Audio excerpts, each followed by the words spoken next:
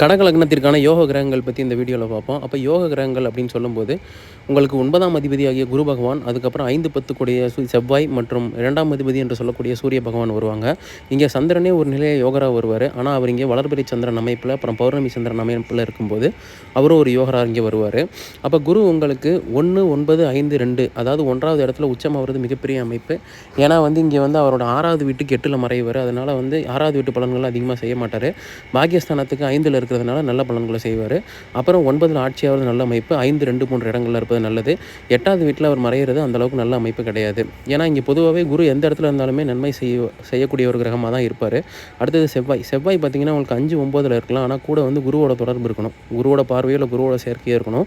10ல் திக்பலம் பெறுவது நல்ல அமைப்பு. அதே மாதிரி செவ்வாயானவர் 6 8 போன்ற வீடுகளில் மறைவது அந்தளவுக்கு நல்ல அமைப்பு இல்லை. சூரியனும் இதே தான். ஆனால் சூரியன் கூட எந்த இடத்துல இருந்தாலும் குருவோட பார்வையோ சேர்க்கையோ இருப்பது நல்ல மிகப்பெரிய ஒரு அமைப்பாக இருக்கும்.